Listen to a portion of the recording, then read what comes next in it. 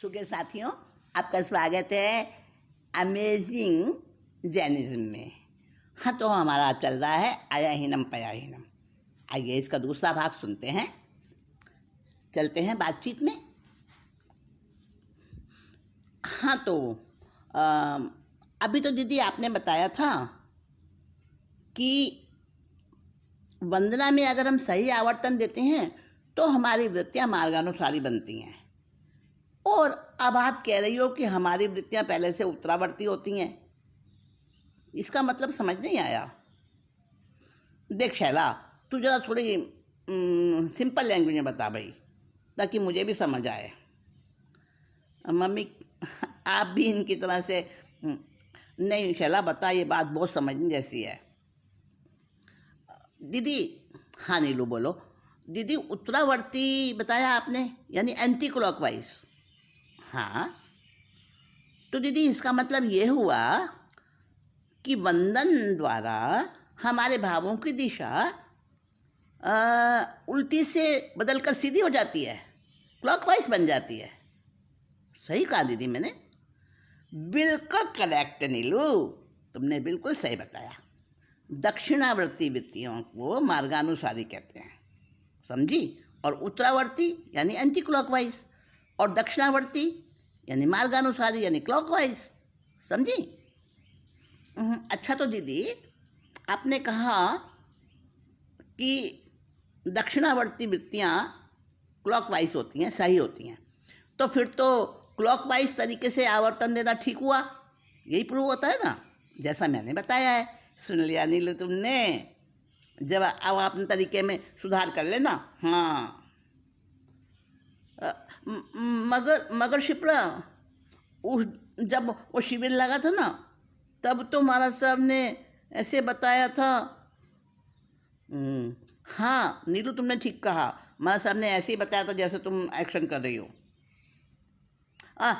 और mummy last year चौमासे में जैसे मैं कर रही हूँ ऐसे नहीं बताया था महाराज साहब ने? हाय राम, तो क्या साधु संत भी अलग अलग तरीका बताते हैं? क्या ऐसे निर्णय हो? कौन निर्णय करे फिर? सही सही। मम्मी प्लीज़ आप तो समझने की कोशिश करो, ये तो बच्चियाँ और नादान है। लेकिन अरे मम्मी, रियलिटी ये है कि ज्ञानी भगवंतों ने छोटी छोटी क्रियाओं द्वारा हमारे कषायों को कंट्रोल करने का ऐसा साइंस, ऐसा विज्ञान दिया है जो त्रिकाल सत्य है। क्या मतलब है दीदी आपका? इसमें कौन सा साइंस आ गया? हाँ नीलू, वीतराग प्रभु ने हमारे अंदर फैले हुए तूफानी सैलाब के लिए आवर्त शब्द दिया। आवर्त यानी साइक्लोन, और उस आवर्त के नियंत्रण के लिए एंटी साइक्लोन सिस्टम दिया। तो एंटी क्लॉकवाइज गलत है और एंटी साइक्लोन ठीक है, ये कैसे? हाँ दीदी, हमें भी समझ नहीं आया, मुझे भी समझ नहीं आया दीदी। लो मैं फिर से बताती हूँ, सब ध्यान से सुनो।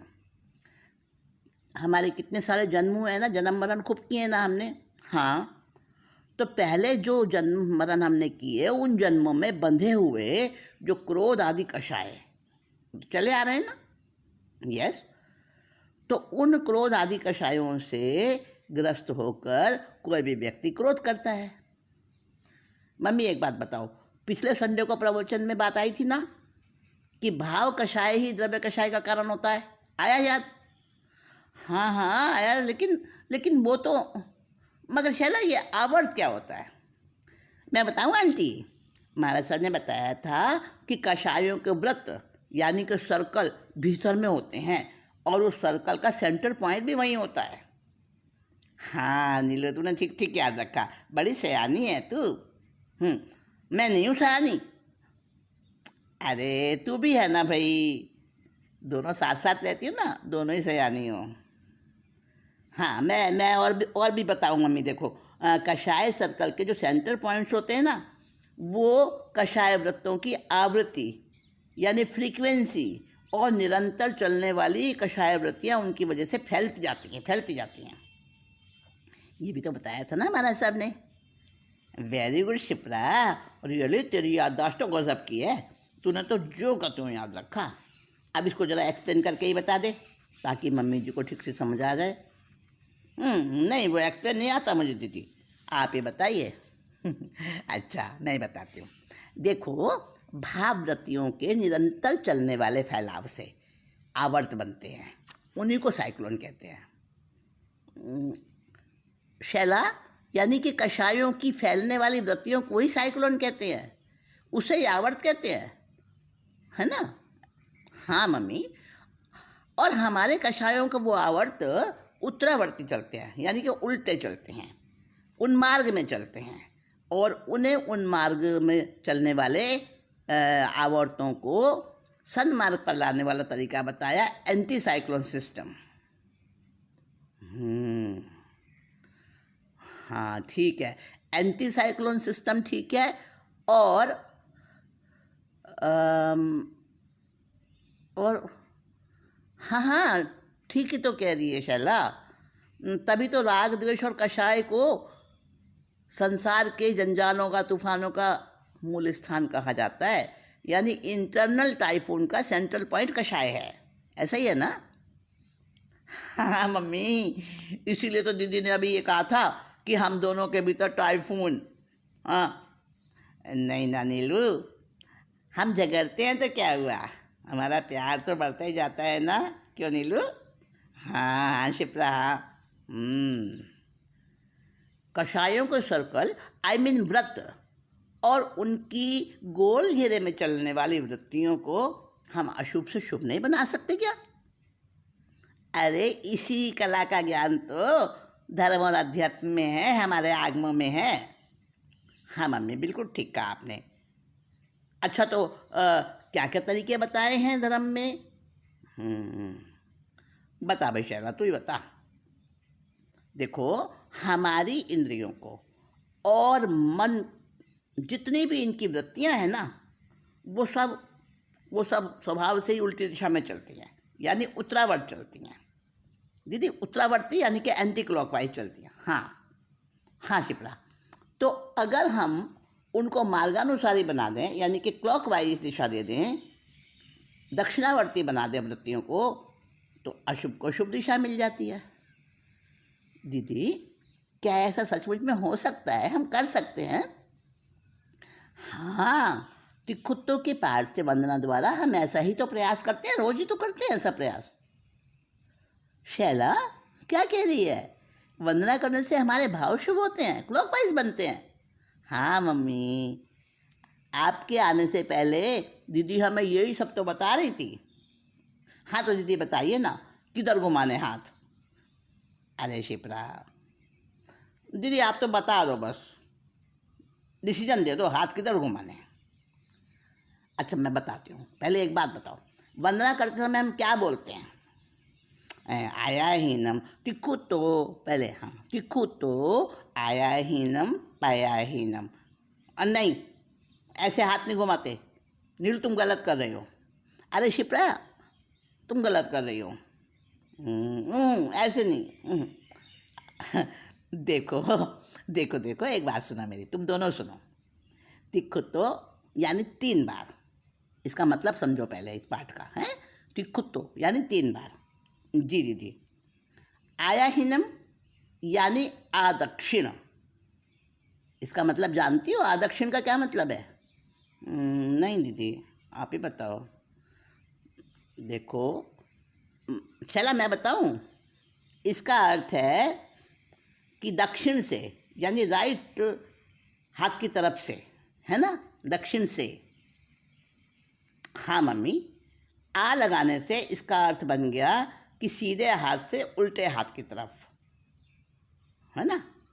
दक्षिण सीधे हाथ को कहते हैं ना। यहाँ तो दक्षिण दिशा से मीनिंग है, फिर सीधे उल्टा हाथ से क्या मतलब हुआ? नहीं शिप्रा, सुनो मम्मी, आप तो ठीक ठीक बताओ ना। हाँ मैं बता रही हूँ ना, मेरी बात सुनो। जब हम पूरब की ओर मुँह करके खड़े होते हैं, तब हमारी पीठ के पीछे वाली दिशा पश्चिम होती है, और राइट हैंड वाली दक्षिण, और लेफ्ट हैंड वाली उत्तर। ठीक है ना? हाँ हाँ, ये तो ठीक है। सो तो दक्षिण से उत्तर, दक्षिण से उत्तर, हाँ क्लॉकवाइज, जैसा मैंने करा, आदक्षिण प्रदक्षिण, हाँ जैसे जैसे जैसे आजीवन, आजीवन का अर्थ होता है जीवन भर तक, आजीवन। लेकिन लेकिन शिप्रा, आजीवन का अर्थ होता है पूरे जीवन भर तक, तो आदक्षिण का अर्थ हुआ दक्षिण तक, फिर तो उत्तर से दक्षिण तक ये अर्थ हुआ, यानी लेफ्ट से राइट में। हाँ नीलू ठीक कह रही है ना। फिर पर कौन सा अर्थ ठीक है, ये भी ठीक, ये भी ठीक। ये तो देववाणी प्राकृत भाषा का चमत्कार है। चमत्कार है, कंफ्यूजन है या चमत्कार है, टोटल कंट्रोवर्सी। छिपरा ऐसे नहीं कहते, आसातना लगती है। अरे भाई, हमारी अल्प बुद्धि है, अगर हमें ठीक से समझ नहीं आ रहा तो अपनी वीकनेस मानो ना। पर आंटी, एक शब्द के दो विपरीत अर्थ होने से उलझन तो होगी, कन्फ्यूजन तो होगा ही ना। देखो नीलू, थोड़ी कोशिश करो समझने की, तो कंट्रोवर्सी जैसा कुछ नहीं है। हाँ तो बताओ ना तुम शैला, वही तो हम करना चाह रहे हैं।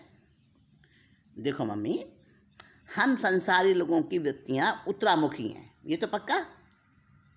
हाँ, हमारी वृत्तियाँ उल्टे मार्ग यानी एंटी क्लॉकवाइज घूमती हैं। ठीक है दीदी, आगे बताओ। हाँ, और सामने वाले जो विराजे हुए महाराज हैं या गुरु महाराज हैं या भगवान हैं, है ना, वो सद्गुणी हैं, उनके श्रेष्ठतम भाव हैं, उनकी वृत्तियाँ प्रशस्त हैं। हाँ ठीक है, उनकी वृत्तियाँ दक्षिणाभिमुखी हैं, क्लॉकवाइज हैं। ठीक, आगे बोलो। देखो मम्मी, वंदना करते समय हमारे भाव क्या रहते हैं कि अशुभ से हम शुभ में जाएं, प्रशस्त की ओर बढ़ें, अप्रशस्तता को त्यागें। ठीक है?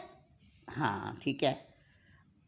अब सुनो ध्यान देकर, जब हम अपने हाथों को राइट से लेफ्ट हैंड की दिशा में घुमाते हैं ना, तो हम उन श्रद्धेय जो हमारे सामने गुरु भगवान या जो भी प्रतिमाएं जिनको जो भी हमारे हैं श्रद्धेय, तो हम उन श्रद्धेय के प्रशस्त पक्ष को ले रहे हैं। और जब हम उत्तरावर्ती हाथ घुमाते हैं तो हम अपने अशुभ पक्ष को त्याग रहे हैं। हाँ दीदी ठीक कहा, जब अशुभ पक्ष छूटेगा ना तो प्रशस्तता अपने आप खुद ब खुद आ जाएगी। दीदी बोलो बोलो शिप्रा। दीदी तो क्या आप ये कहना चाह रही हो कि चाहे किसी भी तरह से किसी भी दिशा से हाथ घुमाओ? नहीं नहीं नहीं नहीं शिप्रा, किसी भी दिशा से ऐसा ना बोलो, दक्षिण से या उत्तर से ऐसा बोलो। ओके ओके, हाँ तो मैं ये समझी हूँ कि दक्षिण से या उत्तर से किसी भी दिशा से शुरू करके कि खुदों के पार्ट से आवर्तन दिया जा सकता है, यही कह रही हो ना दीदी? हाँ बिल्कुल ठीक समझा। और हर तरीके से यानी दोनों ही तरीकों में वंदन करने वाले को लाभ होता है, ऐसा निश्चित मानो। दीदी, वंदन करते समय हमारे भाव भी तो श्रद्धा भरे होते हैं ना, तभी तो लाभ मिलता है। जो तो है ही, नीलू बिल्कुल ठीक कहा तुमने, मतलब दिस और दैट साइड का फर्क नहीं पड़ता। मगर जिन्हें नमस्कार किया जा रहा है ना मम्मी, उनका लेफ्ट पोर्शन हमारे राइट पोर्शन के सामने रहता है, तो फिर कैसे कंफ्यूजन हो रहा है सारा। आपने दीदी अभी बताया कि अरिहंत भगवंतों ने हमें एंटी साइक्लोन सिस्टम दिया है ना? हाँ नीलू, सही समझा तुमने। तो दीदी फिर कैसे? नहीं नहीं नहीं, क्लियर नहीं हो रहा, ठीक से क्लियर करो दीदी, आप थोड़ा सा और बताइए। लगता है तुम दोनों का कन्फ्यूजन अभी मिटा नहीं। हाँ आंटी, कन्फ्यूजन नहीं मिटा। देखो मैं बताती हूँ, साइक्लोन का अर्थ समझो पहले। ऐसा है, शैला तू ही क्लियर कर भाई। साइक्लोन कहते हैं आवर्त को, घुमाव को। सर्कुलर वे में यानी गोलाई के तरीके से जब हम हाथ घुमाते हैं तो किसी का घूमना घुमाना इसी को कहते हैं साइक्लोन। दोनों ही प्रकार से, यानी लेफ्ट साइड से शुरू करो या राइट साइड से शुरू करो, दोनों ही प्रकार से की जाने वाली वंदन विधि में अशुभ आवर्त से शुभ आवर्त में जाने की कोशिश होती है। हाँ दीदी, उसी को तो क्लियर करना चाह रही हूँ ना मैं। हाँ शिप्रा, मैं समझाती हूँ तुम्हें। एक मिनट ठहरो। हाँ, लो ऐसे समझो कि लेफ्ट से राइट यानी दक्षिणावर्त वाली विधि से वंदन करेंगे तो हम अपनी दूषित वृत्तियों को एंटी क्लॉकवाइज से चेंज करके क्लॉकवाइज करते हैं, यानी मार्गानुसारी बनाते हैं। हाँ दीदी, फिर दूसरी वाले तरीके में क्या करते हैं, यानी राइट से लेफ्ट में, उसमें क्या करते हैं? अरे सीधी सी बात है ना नीलू, उत्तरावर्ती वाली हाथ घुमाने वाली जो विधि है उसमें हम उन श्रद्धेय ज्ञानी भगवंत की जो हमारे सामने विराजे हैं, जिनको हम वंदन कर रहे हैं, उन श्रद्धेय की शुभ वृत्तियाँ ग्रहण करने की प्रक्रिया होती है। क्योंकि मम्मी, क्योंकि उसमें उनके प्रशस्त दक्षिणावर्त को हम अनुसरण करते हैं। हाँ, ये हुई ना बात, अब एकदम क्लियर हो गया। हाँ दीदी, मुझे भी क्लियर हो गया। Many thanks to you. Neelu, एक बात बताओ, तुम्हें पता है क्या कि तीर्थंकर भगवान भी वंदना करते हैं? हाँ दीदी, पता तो है, मगर उनसे बड़ा कौन है? वो किसको वंदना करते हैं, क्यों वंदना करते हैं, ये मुझे नहीं मालूम। अरे तीर्थंकर भगवान के दिल में संसार के सभी प्राणियों के लिए करुणा के भाव होते हैं ना। हाँ मम्मी, तो फिर वो तीर्थंकर भगवान सिद्ध भगवंतों को वंदना करते हैं, तो वो तो उनके जैसे बन गए ना, केवल ज्ञानी। तो फिर क्या सिद्ध भगवंतों को वंदना करना जरूरी है उनके लिए? हाँ, सभी अरिहंतों और अपने से पहले तीर्थंकरों को एक समान स्वरूप में अपने में समझकर, अपने में मानकर प्रत्येक तीर्थंकर अपने ज्ञान का बिल्कुल स्वतंत्र अस्तित्व रखते हैं। दीदी, इसे थोड़ा क्लियर करके समझाओ ना। नीलू, ऐसा समझ लो कि तीर्थंकरों का ये वंदन किसी पहले की परंपरा के अनुसार नहीं है, वो कोई परंपरा नहीं निभाते, बल्कि विनय का एक आदर्श उपस्थित करते हैं, ताकि हम जैसे लोग भी लघुता को, नम्रता को, विनय को समझें, उसकी महत्ता को समझें और हम भी वंदन करें। अच्छा, उनको किसी में चेंज लाने की इच्छा नहीं होती। हाँ, वे तो वीतरागी बन चुके हैं ना। तो दीदी, वीतरागी बन चुके हैं फिर भी वो दूसरों का सोचते हैं, और क्या, अपने आप में तो उनको कोई चेंज लाना नहीं, और उनको किसी के लिए राग भाव भी नहीं है, तो फिर संसार के लिए क्यों सोचते हैं कि दूसरे भी वंदन करना सीखें? अरे भाई, चेंज उनको किसी में नहीं लाना। लेकिन आंटी, अरे सुनो तो सही मेरी बात, तीर्थंकर वीतरागी हैं, उनको किसी में चेंज नहीं लाना, लेकिन दुखी प्राणियों पर दया और करुणा वो तो भरपूर है ना उनके अंदर में। हाँ, ठीक कहा आंटी आपने। और विनय ही धर्म का मूल है, ये शिक्षा भी तो उनके द्वारा संसार को मिलती है ना। तो वो भी तो सिद्धों को वंदन करते हैं, तो आदर्श प्रस्तुत करते हैं। ठीक है, समझ आ गया। मगर दीदी, संसार के प्राणियों का और भी तो कुछ हित होता है इसे वंदना करने से। जब वो अपने से पहले हो चुके अनंत सिद्धों को वंदना करते हैं ना, तो उनके शरीर के शुद्ध परमाणु सारे संपूर्ण लोक का प्रतिकूल वायु अनुकूल बना देते हैं। अच्छा, हाँ समझ में आया। तीर्थंकर प्रभु के अतिशय होते हैं ना, इसी कारण। मम्मी जी, भगवान के 34 अतिशय होते हैं ना, उनमें से कुछ तो देवों द्वारा तीर्थंकर प्रभु की श्रद्धा भक्ति से प्रेरणा द्वारा प्रेरित होकर किए जाते हैं, और कुछ उनके विशिष्ट पुण्यों से, कुछ जन्म से, कुछ केवली होने के बाद होते हैं और उनके वंदन से नहीं होते। अरे सोचो जरा, पुण्यवाणी ऐसी प्रबल होगी तभी तो उनके वंदन करने से सारे वायुमंडल में प्रशस्त तरंगे फैलेंगी ना। हर एक के वंदन करने से तो नहीं फैलेंगी। ठीक कहती हो शैला, बिल्कुल ठीक कहा तुमने। इसी कारण तो जहाँ जहाँ तीर्थंकर पधारते हैं वहाँ दूर दूर के वैर विरोध रोग उपद्रव सब शांत हो जाते हैं।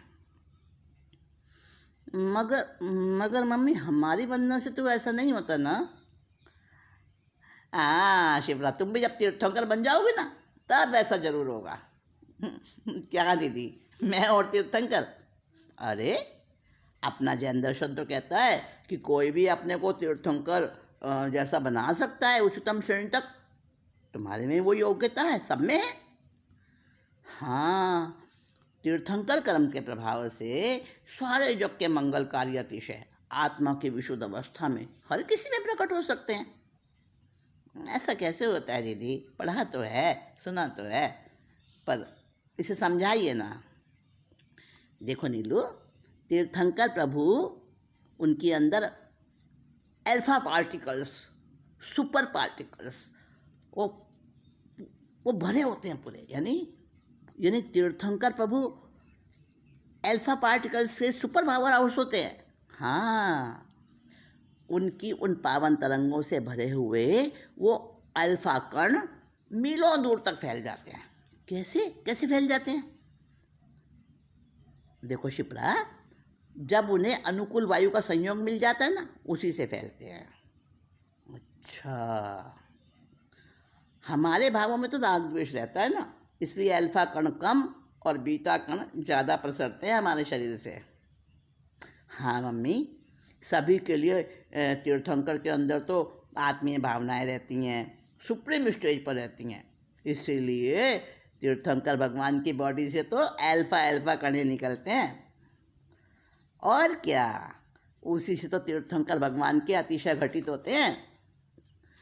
देखो, हम अपनी भाषा में इसे अतिशय कहते हैं, मगर वास्तव में वो तीर्थंकर प्रभु के विशुद्ध भावों का, उनका ही तो फैलाव है।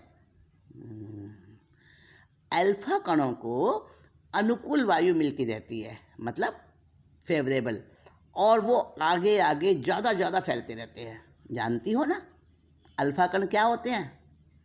है नीलू, जानती हो? हाँ आंटी, अल्फा पार्टिकल्स होते हैं जो शुभ भावों से भरे हुए, शुभ परिणामों से भरे हुए एनर्जेटिक होते हैं। और बीटा तो हमारी एनर्जी को सोखते हैं। हाँ नीलू, सही बताया। यानी वंदना और प्रदक्षिणा के ऐसे प्रशस्त साइंटिफिक इफेक्ट्स होते हैं। आज समझिए हमने ये बात। हाँ बिल्कुल होते हैं शिप्रा, बिल्कुल ठीक समझा तुमने। वंदना और प्रदक्षिणा करने वाला वंदनीय श्रद्धेय के पास से उच्च कोटि के रसायनों को ग्रहण करता है, दूषित रसायनों को त्यागता है या उन्हें शुभ में चेंज कर देता है। यो कहो कि रसायन बदलने की क्रिया नेचुरली होती है वंदना करने से। ठीक कहा शैला तुमने। हमारे अंदर ऐसा चेंज होता है ना, तो उसके पीछे हमारी खुद की भावदशा और वो क्रियाएं वो भी तो रहती है ना। और हम तो परंपरा अनुसार क्रिया करते हैं, और अरिहंतों के द्वारा ये क्रियाएं तो सहज रूप से होती हैं। It means aunty, chemically change होते हैं वंदन से, है ना। टोटल केमिकल्स का चेंज हो जाता है। और क्या, जैसे टाइफून का सर्कल पॉइंट हवा को व्यापक बनाकर चारों तरफ फैलाता है ना, उसे आंधी तूफान बना देता है, उसी तरह भगवान के अथवा गुरु महाराज के अल्फा कणों का विस्तार रासायनिक परिवर्तन का पूरा सिद्धांत बन जाता है। रियली, वाह Shipra, yes Neelu, how strange, बड़ा अनूठा है, तो बड़ा amazing. Not only strange but great principle also. हाँ दीदी, ठीक कह रही हो आप। केमिकल चेंज से, भावों के परिवर्तन से आज प्रैक्टिकली सारा, ये तो सब जानते हैं कि ये कितना, मतलब साइंस में क्या क्या हो रहा है। आज वैज्ञानिक भी इसे मान चुके हैं, पता है तुम्हें? आंटी ठीक कह रहे हो। अब ये ठीक और गलत समझने की ये जो प्रोसेस है ना, हम नेक्स्ट मीटिंग में करेंगे। अगली बार सुगे साथियों, आपका इस